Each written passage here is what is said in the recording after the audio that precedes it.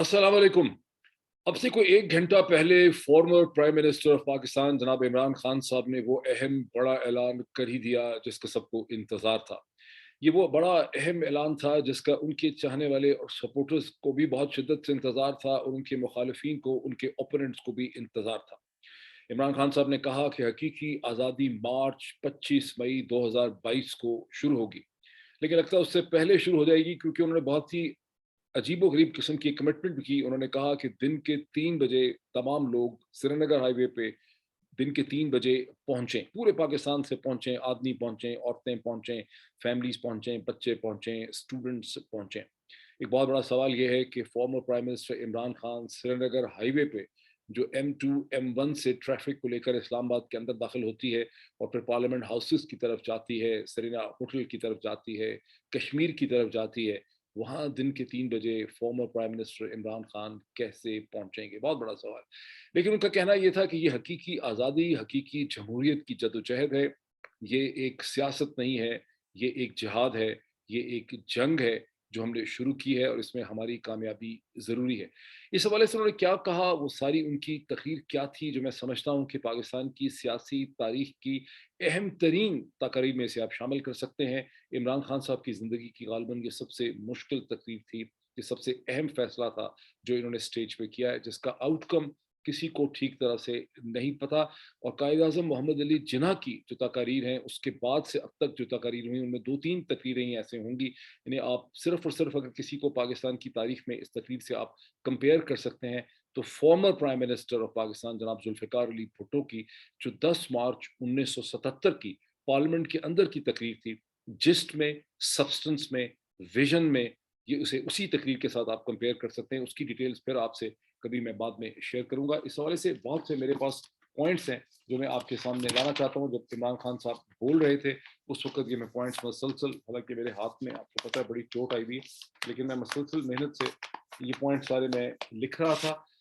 मैं आपको थोड़ा बताऊँ कि इमरान खान साहब की तकरीर करने से पहले पाकिस्तान तहरीक-ए-इंसाफ की कोर कमेटी की पेशावर में खैबर पख्तूनख्वा के चीफ मिनिस्टर के हाउस में, केपी हाउस के अंदर या सीएम हाउस के अंदर, वहाँ पर एक मीटिंग हुई।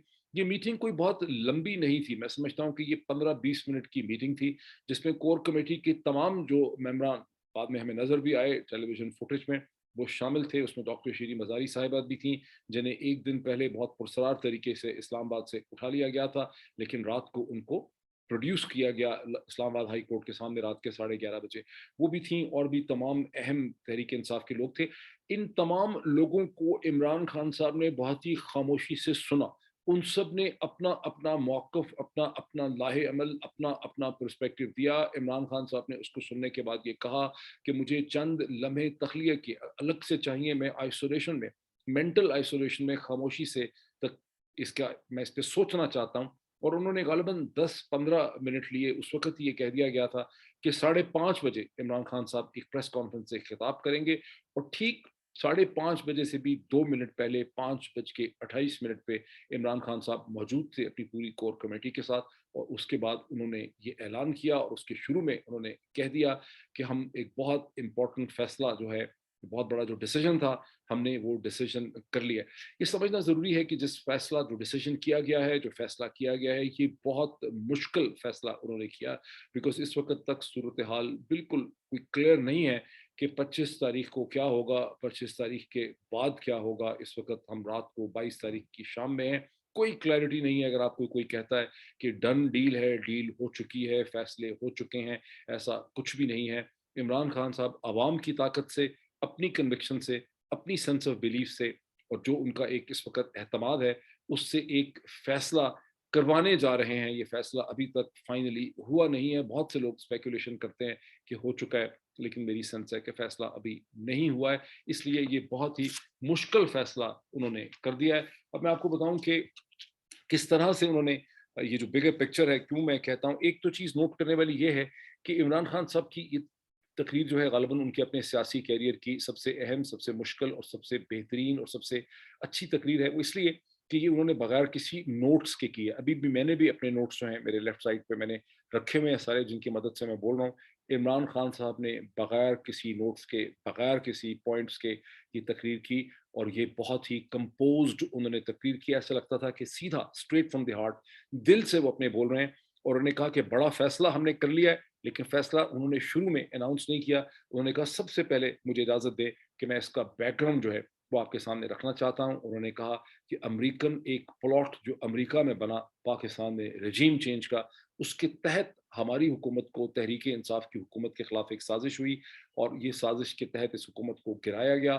یہ سازش تقریباً 8 مہینے پہلے سے شروع ہو چکی تھی. پھر انہوں نے کہا کہ یہ سازش اگست, پھر انہوں نے کہا کہ نہیں آپ یہ سمجھیں کہ جون سے ہی یہ سازش جو ہے وہ شروع ہو چکی تھی. اشارہ ان کا ادھر ہی تھا جہاں میں نے بارہا آپ کو کہا کہ 30 جون 2021 کو افغانستان کے حوالے سے جو پارلیمنٹ میں انہوں نے تقریر کی, اور اس سے پہلے CIA کے ڈائریکٹر نے آ کے ان سے ملنے کی کوشش کی. جب ان کو یہ کہا گیا کہ سینٹرل انٹیلیجنس ایجنسی کو پاکستان میں بیسز چاہیے افغانستان کے خلاف استعمال ہونے کے لیے, تو انہوں نے اس پہ انکار کر دیا تھا. لیکن انہوں نے کہا کہ ہمیں شروع میں اس سازش کے خد و خال نہیں سمجھ سکے ہم اس کو, ہمیں آہستہ آہستہ یہ سازش جو ہے ہمارے سامنے واضح ہونے لگی. اشارہ ان کا یہ تھا کہ کہیں اگست, سپٹمبر یا اکتوبر میں یہ سازش کے پیرامیٹرز جو ہیں, اس کے جو خد و خال ہیں, ان کے سامنے واضح ہوئے. اور انہوں نے یہ مانا کہ ہم نے اس سازش کو روکنے کی بہت کوشش کی, بہت زور لگایا. پھر کچھ انہوں نے توقف کیا, ایک پاز کیا, اور پاز کے بعد انہوں نے کہا کہ ہم اس سازش کو روکنے میں ناکام ہو گئے. پھر انہوں نے کہا کہ انہوں نے پھر ایکسپلین کرنا شروع کیا کہ 7 مارچ کو کس طرح US assistant under secretary of state نے ہمارے ایمبیسڈر کو بالکل بلیک اینڈ وائٹ یہ کہا کہ یا تو یہ حکومت جائے گی یا پاکستان کو اس کے کانسیکوینسز برداشت کرنے پڑیں گے. اور پھر اس کے فوراً بعد ایک عدم اعتماد کی تحریک بھی آ گئی. ہمارے اتحادی جو ہیں وہ متزلزل ہو گئے, ہمیں چھوڑنے لگ گئے. میڈیا میں ہمارے خلاف ایک کیمپین بہت انٹینسیفائڈ ہو گئی. پھر انہوں نے بات دہرائی کہ کیسے امریکن ایمبیسی میں میڈیا کی شخصیات کے ساتھ اور سیاستدانوں کے ساتھ ملاقاتیں ہوئیں, وہی سیاستدان جو بعد میں سب لوٹے جو ہیں وہ شامل بن گئے. پھر انہوں نے کہا کہ انہوں نے یہ پوائنٹ بہت امپورٹنٹ ہے, انہوں نے کہا کہ یہ سازش میرے خلاف اور میری حکومت کے خلاف نہیں ہوئی, یہ سازش پاکستان کے خلاف ہوئی. یہ ایک ایسے وقت میں یہ سازش کو عملی جامہ پہنایا گیا جب بہت مشکل نامساعد حالات کے باوجود پاکستان کی معیشت جو ہے وہ ٹرن اراؤنڈ کر رہی تھی, اس میں بہتری کے اثرات نظر آ رہے تھے.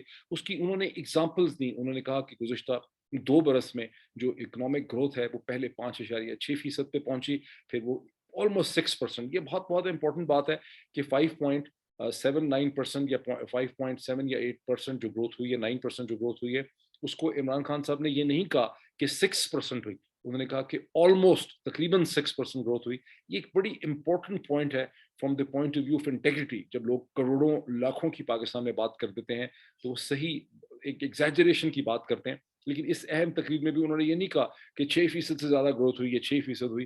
انہوں نے کہا آلموسٹ 6% گروتھ جو ہے, خود اب اعداد و شمار آ رہے ہیں جس سے پتہ چل رہا ہے. ان کا یہ بھی کہنا تھا کہ اس ٹائم پیریڈ میں انپریسیڈنٹڈ ایکسپورٹس میں اضافہ ہوا, اور جو انڈسٹریل ری جنریشن ہوئی ہے پاکستان میں وہ 1960 کے بعد اس قسم کی نہیں ہوئی. بنیادی طور پہ وہ یہ کہہ رہے تھے کہ ان کی حکومت نے بہت مشکل حالات میں جب ہمیں $20 بلین کا کرنٹ اکاؤنٹ ڈیفیسٹ ملا تو ہم نے اکانومی کے فنڈامنٹلز کے اوپر کام کیا, اور اکانومی کے فنڈامنٹلز پہ کام کرنا بہت مشکل ہوتا ہے.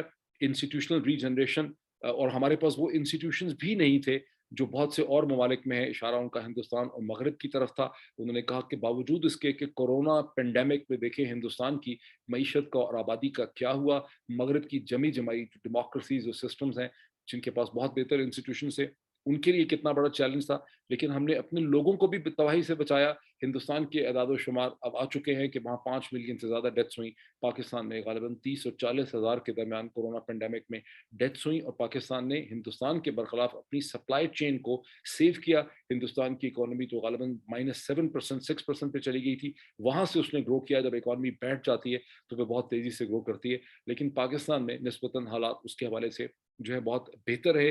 انہوں نے یہ بھی کہا کہ ہم نے فارمرز کے لیے جو فارم پروڈکٹ ہے وہ بھی گزشتہ 2 برس میں انپریسیڈنٹڈ اس میں اضافہ ہوا, اور جو بہت سے ایگریکلچر اکانومسٹ اور بزنس مین ہیں جو اس پہ کام کرتے ہیں وہ مجھے بتاتے ہیں کہ بنیادی طور پہ یوریا کی پرائسز, ایگریکلچر جو ان پٹ تھا فارم کے اندر, اس کی پرائسز بھی اس حکومت نے بہت مشکل سے بڑی جدوجہد کی کم کرنے کے لیے, اور فارمر کو اس کے پروڈکٹ کی رائٹ پرائس جو ہے وہ دلوائی. فار انسٹنس شوگر کین کی رائٹ پرائس دلوائی, اور ڈفرینٹ چیزوں کی دلوائی.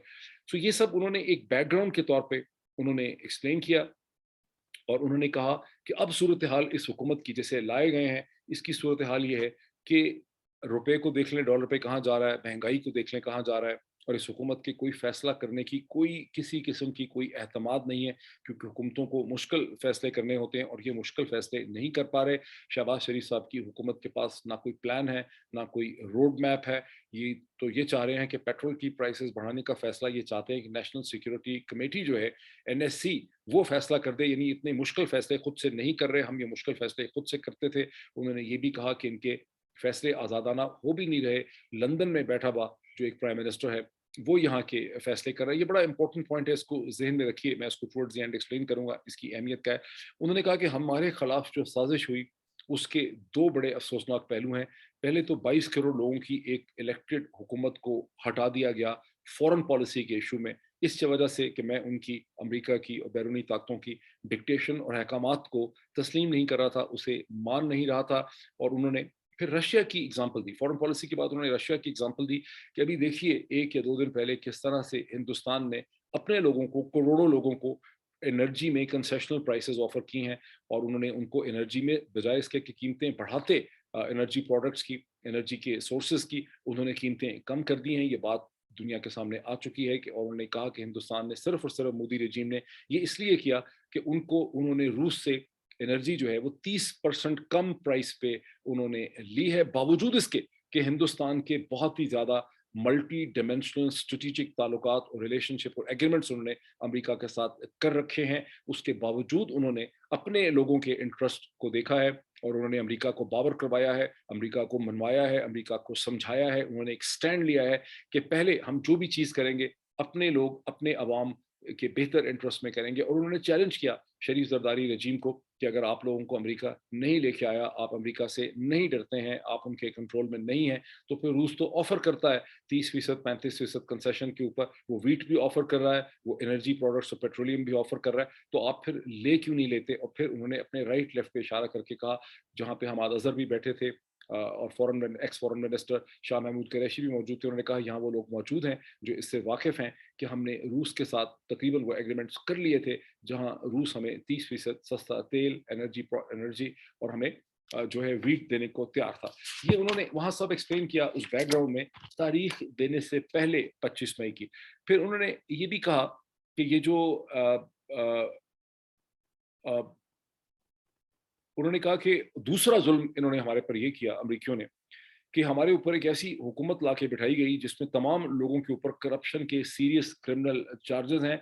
अपने मुल्कों में, मगरब के मुल्कों में, अगर किसी के ऊपर करप्शन का चार्ज हो तो उसको चपरासी नहीं लगा सकते। अगर वो बेल के ऊपर हो, उसके ऊपर क्रिमिनल चार्जेस हों, उसके कोर्ट में केसेस चल रहे हो, तो उससे चपरासी की नौकरी नहीं मिल सकती। लेकिन यहाँ आप देखें कि प्राइम मिनिस्टर को देख लें, चीफ मिनिस्टर को देख लें, इंटीरियर मिनिस्टर राना सनाउल्लाह साहब की तरफ उनका इशारा था कि इनके ऊपर कितने सीरियस किस्म के केसेस हैं। और इस किस्म के लोगों को और लीडर्स को लाकर पाकिस्तान के ऊपर बिठा दिया है, और पूरी दुनिया में पाकिस्तान का जो इमेज है उसे इन्होंने खराब कर दिया है। उन्होंने ये भी कहा कि देखिए इनके ऊपर जो केसेस बने हुए हैं, ये पुराने केसेस हैं, ये नए केसेस नहीं है। टीटी केस को छोड़ के, मकसूद चपरासी के केस को छोड़ के, इनके ऊपर पुराने केसेस हैं, हमने इनके ऊपर नए केसेस नहीं बनाए।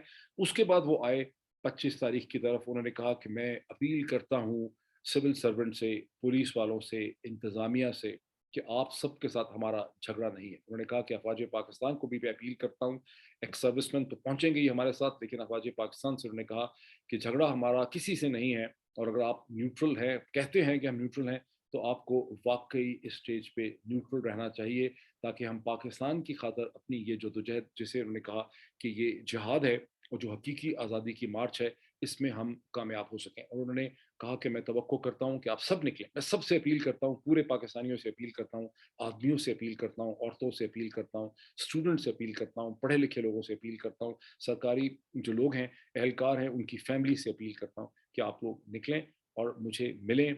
श्रीनगर हाईवे के ऊपर जो M1 और M2 से एंटर करके जाती है पार्लियामेंट की तरफ, वहाँ दिन के 3 बजे मुझे, वहाँ वो कैसे पहुँचेंगे? हेलीकॉप्टर से पहुँचेंगे, जहाज़ से पहुँचेंगे, या वो एक्सपेक्ट करते हैं कि उतनी उनके पास इतनी अवामी ताकत होगी, क़ुव्वत होगी, पंजाब से आने वाली, खैबर पख्तूनख्वा से आने वाली, आज़ाद कश्मीर से आने वाली, इतना बड़ा उनके साथ एक अवामी सपोर्ट होगी कि वो आसानी से वहाँ पे जो है वो पहुँच सकेंगे। अब ये तो एक सूरत हाल है, वो सारे पॉइंट्स हैं जो इमरान खान साहब ने कहे। अब चंद मैं पॉइंट्स आपको एनालिसिस के मैं यहाँ पे दे दूँ। अब सुबह से और भी बहुत सी स्पीचेस हुई हैं, डिक्लेरेशन हुए हैं, جس میں پرائم منسٹر شہباز شریف صاحب نے کڈنی سینٹر انسٹیٹیوٹ کا بھی ایک افتتاح کیا. وہاں پر بھی انہوں نے بڑی ڈیفائنس شو کی. انہوں نے کہا کہ عمران خان کا جو انجام ہوگا, جو حشر ہوگا, وہ ساری دنیا دیکھے گی, اور عمران خان جو ہے اس نے گالی کا ایک کلچر کو فروغ دیا. اس سے چند گھنٹے پہلے یا ایک دو گھنٹے پہلے رانا ثناء اللہ جو وزیر داخلہ ہے, وہ بہاولپور میں انہوں نے ورکرز کے ایک کنونشن سے خطاب کیا, جہاں ان کے بعد محترمہ مریم نواز صاحبہ نے ایک اسکرین کے ذریعے لوگوں سے خطاب کیا. وہاں انہوں نے اعلان کیا, وہاں انہوں نے کہا کہ اگر مجھے حکومت اور اتحادی فیصلہ کر لیں کہ عمران خان اور ان کے لوگوں کو, تحریک انصاف کو اسلام آباد میں داخل نہیں ہونے دینا, تو کوئی وہاں پہ داخل نہیں ہو سکے. وہاں پر اس سے یہ بھی پتہ چلتا ہے کہ یہ فیصلہ کہ لوگوں کو واقعی پوری شدت سے روکنا ہے, اس کا فیصلہ ابھی تک اتحادی حکومت جو ہے وہ نہیں کر سکی.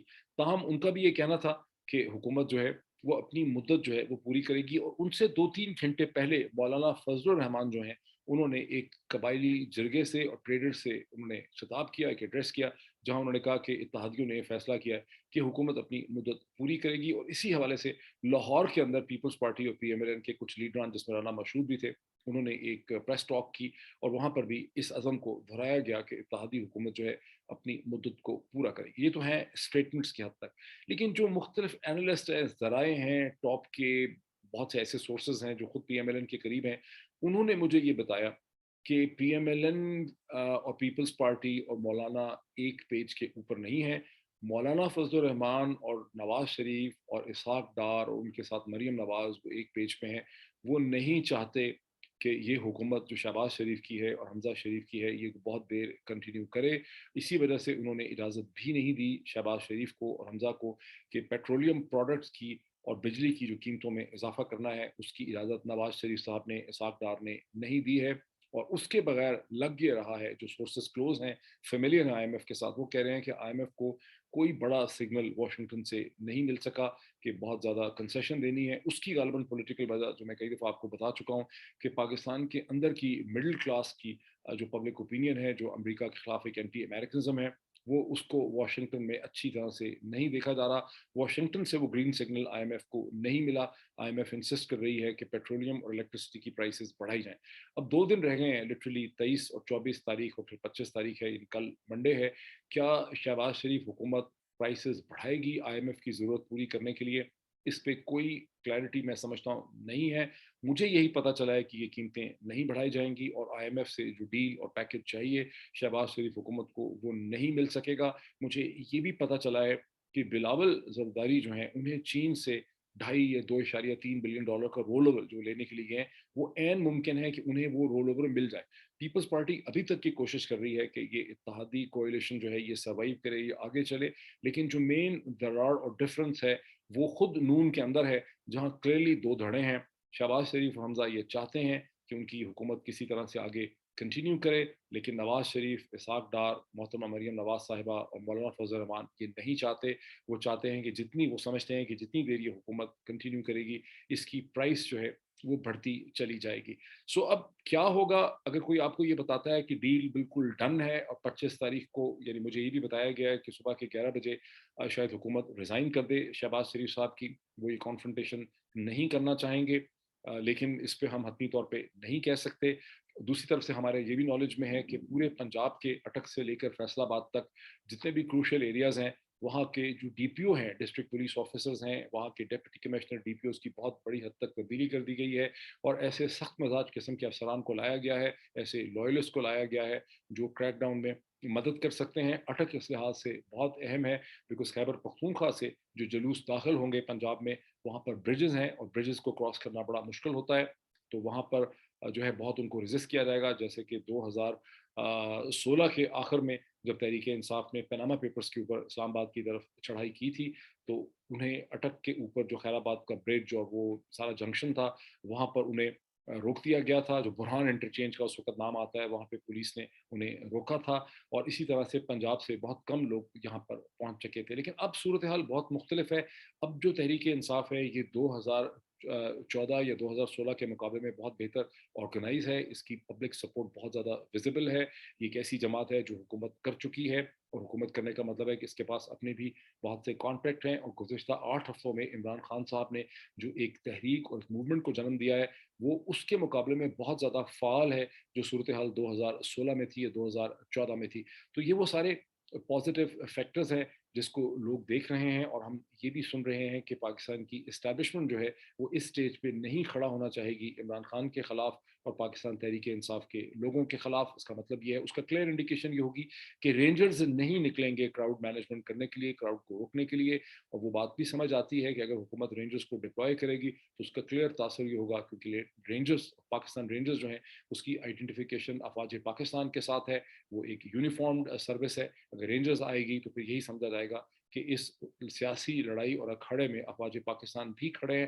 تو توقع یہی کی جا رہی ہے، سمجھا یہی جا رہا ہے، سینس یہی ہے کہ رینجرز نہیں آئیں گے، اور حکومت اگر راستہ روکنا چاہے گی، کریک ڈاؤن کرنا چاہے گی، تو اس کو پولیس کے اوپر ریلائنس کرنی پڑے گی۔ یہ وہ صورتحال ہے جو اس وقت ہمارے سامنے ہے، اور یہ صورتحال مزید ڈیولپ ہوگی، جیسا کہ میں نے آپ کو شروع میں کہا کہ اگر 25 تاریخ کو دن کے 3 بجے عمران خان صاحب یہ ایکسپیکٹ کرتے ہیں کہ لوگ آئیں ہر طرف سے اور وہ ان کو آ کے ملیں سری نگر ہائی وے میں، تو اس کا مطلب ہے کہ یہ موومنٹ اور موبلائزیشن جو ہے یہ 25 تاریخ کو پھر نہیں شروع ہو رہی، یہ آپ سمجھیں کہ 24 کو شروع ہو جائے گی۔ دو اہم چیزیں عمران خان صاحب نے کہیں، انہوں نے یہ کہا کہ یہ حکومت ہو سکتا ہے 2 دن پہلے انٹرنیٹ کو بند کر دے، تو آپ پہلے سے اپنی کمیونیکیشن کر لیں۔ یہ عین ممکن ہے کہ 2 دن پہلے پیٹرول اور ڈیزل گم ہو جائے، آپ اس کی بھی تیاریاں کر لیں۔ اب اس وقت ہم 22 تاریخ کی شام میں ہیں، 22 تاریخ کی رات میں ہیں، درمیان میں صرف 2 دن ہے، ایک 23 تاریخ اور ایک 24 تاریخ۔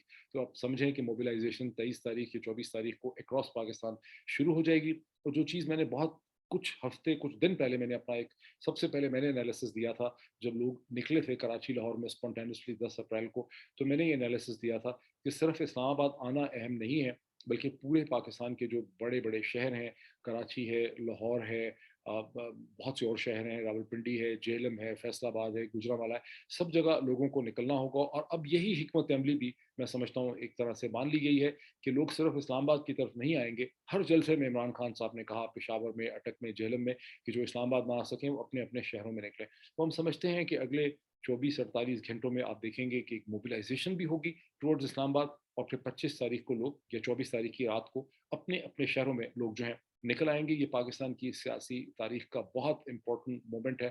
جو مزید اس پہ ڈیولپمنٹس ہوں گی تو میں آپ کے سامنے اس کا انالیسس جو ہے لے کر آؤں گا۔